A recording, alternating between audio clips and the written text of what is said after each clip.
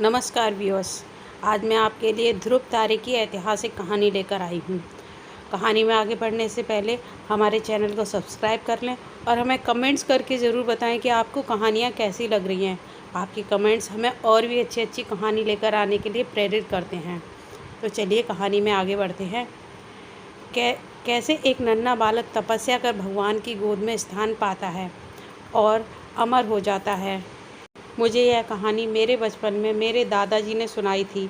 आज मैं आप सभी के साथ बांट रही हूँ।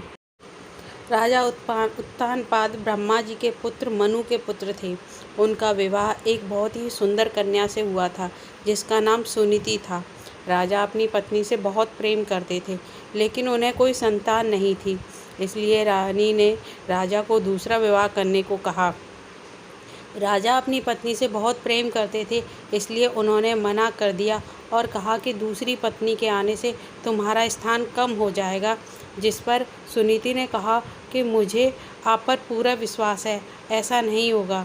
राजा को सुनीति की हट माननी पड़ी और उन्होंने दूसरा विवाह कर लिया।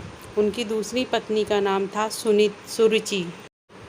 विवाह के बाद जब सुरुचि महल आई, तब उसे राजा की पहली पत्नी के बारे में पता चला। यह जानने के बाद सुरुचि ने उत्तानपाद से कहा कि जब तक आपकी पहली पत्नी वन प्रस्थान नहीं करेगी, वो महल में प्रवेश नहीं करेगी। यह सुनकर सुनीति स्वयं ही राजमहल त्याग कर वन में रहने चली गई। कुछ समय बाद राजा शिकार के लिए वन में जाते हैं और घायल हो जाते हैं। यह बात जब सुनीति को पता चलती है तो वो राजा को अपनी कुटिया में लाकर उनका उपचार करती है। राजा कई दिनों तक अपनी पहली पत्नी के साथ रहते हैं। इस दौरान सुनीति गर्भवती हो जाती है और उन्हें पुत्र रत्न की प्राप्ति होती है, जिसका नाम ध्रुव रखा जाता है, जिसके बारे में राजा को ज्ञात नहीं रहता। कुछ दिनों बाद राजा अपने महल चले जाते हैं। वहाँ भी रानी सुरुचि को पुत्र रत्न की प्राप्ति होती है, जिसका नाम उत्तम रखा जाता है।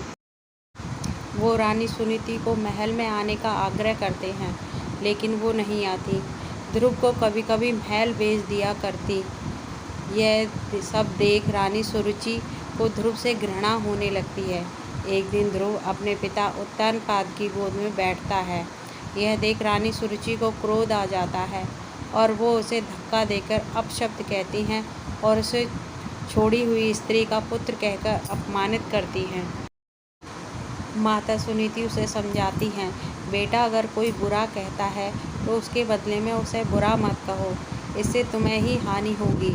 अगर तुम अपने पिता की गोद में सह सम्मान बैठना चाहते हो तो भगवान विष्णु की उपासना करो, वो जगत पिता है। अगर बैठना है तो उनकी गोद में बैठो।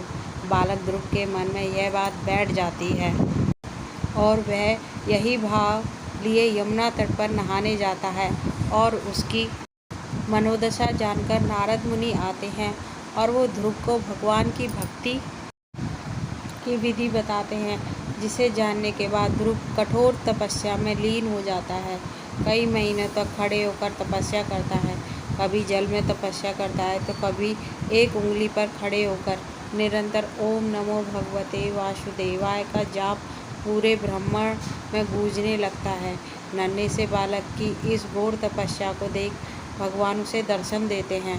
बालक ध्रुव भाव विभोर हो जाता है और कहता है, मुझे माता पिता की गोद में बैठने नहीं देती।